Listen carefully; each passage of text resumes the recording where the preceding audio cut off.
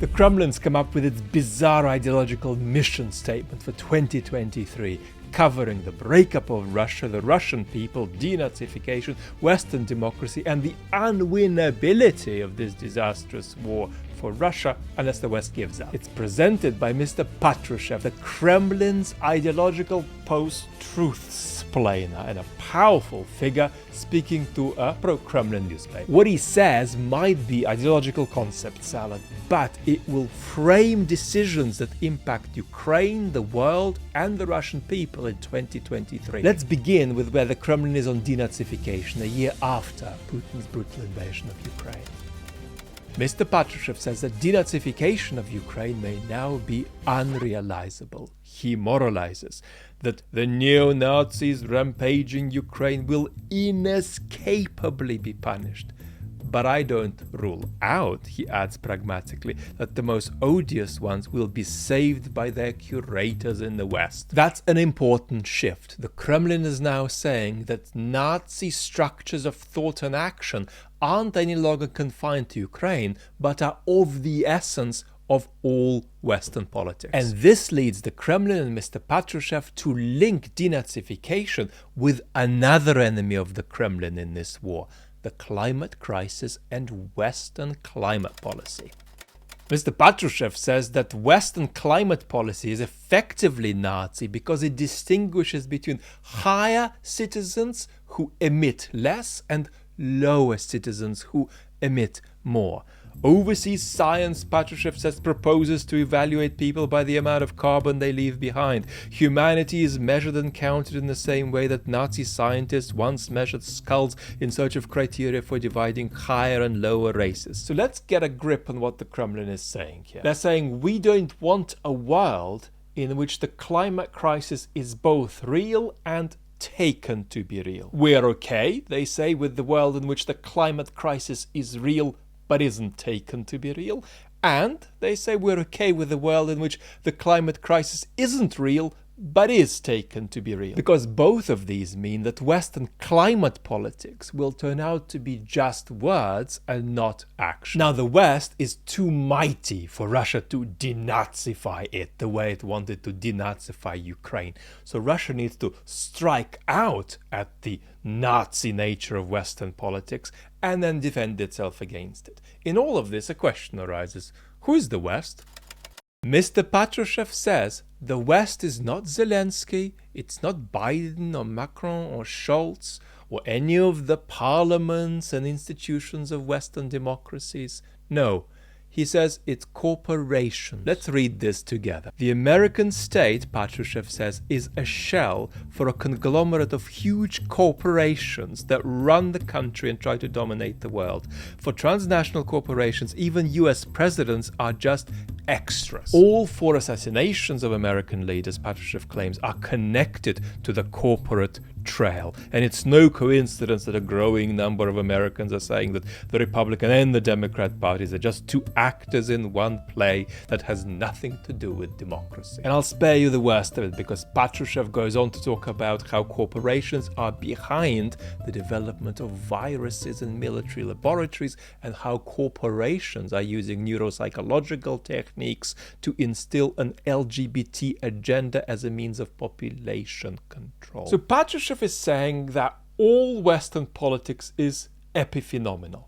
That's a conspiratorial position, but what is that position about as political technology? It's a bridge. It's a bridge to political forces in the West who want to break the democratic game, and to citizens in the West who are losing trust in public institutions. Patrushev is saying Western politics, courts, parliaments are bankrupt. Nothing happens in them. Your institutions, he's telling us, are a church without religion. So if you're Western citizens and you've lost trust, please, I'm Mr. Patrushev here, come over to us. But the problem is that if Mr. Patrushev is right and Western democracy is declining that fast, then its destination would be a place like Russia, which means that Mr. Patrushev is the devil who is pulling you down while promising to save you from the problem of your subterranean descent. But what about Russia's subterranean descent, Russia's breakup?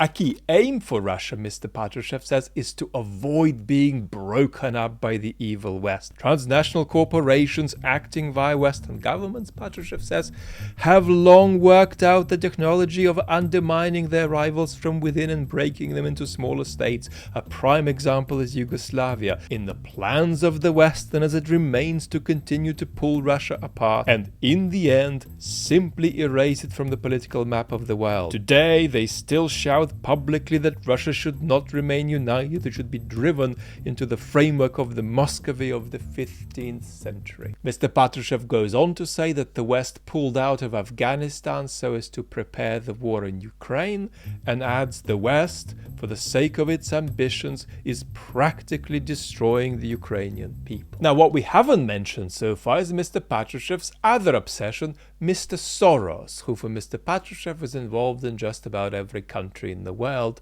fermenting the mood for bottom-up revolution.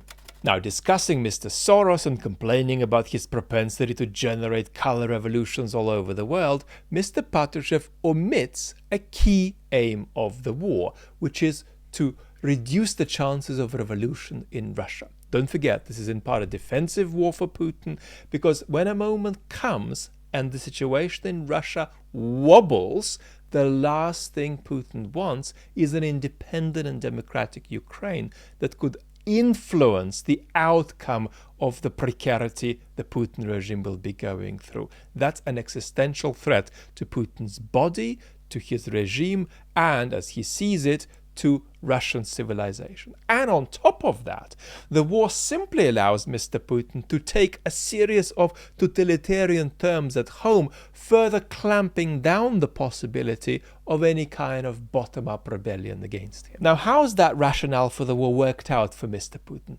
Partly well, because Russia is indeed now a more totalitarian state where it's harder to challenge the regime. But also not well, because the war has introduced longer-term instability and a far greater risk of some version of a palace coup happening against Putin in the months and years to come. Now, how are all of these ideological constructions seen by the Russian people? Before we look at that, we've actually got to look at the most important part of Mr. Patrushev's statement, and that is a kind of extraordinary resignation about the unwinnable nature of the war. Patrushev's position is one of a kind of rebellious, fatal resignation. Understanding it conveys the Kremlin sensibility and the element of the quasi-mystical in Kremlin thinking. It's a sense of resignation that is tragic but not passive. There are bigger forces out there which you could never defeat, but nevertheless you have to fight even if you're going to inevitably lose.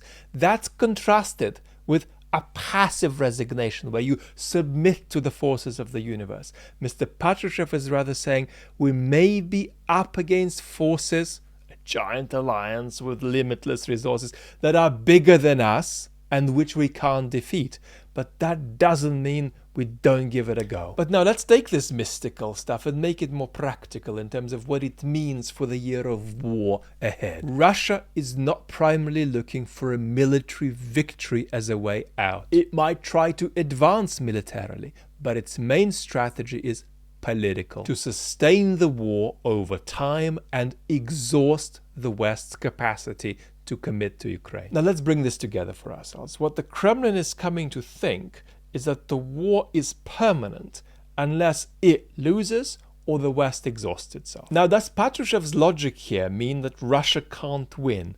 Yes, but it also means that the West can lose and Russia can win via the West losing by exhausting itself. So now, where are the Russian people in this? Now, we know that we can break the Russian population up into three groups. The big depoliticized blob in the middle, it's up to 50-60% of the population. And on the sides, two smaller groups of around 20% and less of vehemently pro-war and vehemently anti-war folks. Now, how the Russian people take all of this stuff that Mr. Patrushev is spewing has to be understood in terms of 4 points. Number 1, the anti-Western pro-war position that Mr. Patrushev takes will not become widespread in the Russian population, but more people will adopt it with greater intensity. And so to that extent, it will become more popular. But this leads to number 2. The fact that Mr. Patrushev denies a course to victory will actually be a problem for much of the radical demographic, and to that extent his position is going to become less popular. His pro-war position is going to be inadequate to the increasingly radical voices in Russia who want not war but a victorious war that a supposedly weak Mr. Putin isn't necessarily giving them. Number 3, the anti-authoritarian and anti-war demographic finds Mr. Patrushev's words tragic and farcical, partly because the nightmare scenarios Mr. Patrushev raves on about are the very things that his regime seems to be bringing about, whether it's the expansion of NATO or the war between Russia and Ukraine, or perhaps in the future the breakup of Russia. Number 4, the depoliticized majority of the population are less radical than the Kremlin and certainly less radical than the Kremlin's radical critics. They don't have a position on the war. Their position is to not have a position. So let's try to reconstruct an element of their thought process. Mr. Patrushev's claims are nutty, but there may be something to them. And anyway, it's our nuttiness. And anyway, there's nuttiness on all sides. So let's just get on with our private lives and hope for the best. Ukrainians may not have this choice because for reasons unbeknownst to us, it started military activities on Ukrainian territory. But the Kremlin hasn't come for us yet. And if and when it does, then we can react and take a side. For this depoliticized majority, 2023 will be in good part conditioned by military mobilization that will express Mr. Putin balancing 2 things. The fact that militarily he needs these people in Ukraine, but politically he needs them on the couch. And as we wait for further waves of mobilization, it's important to understand the mobilization story from the beginning, including understanding how partial mobilization was always a lie. And for that, watch this video next.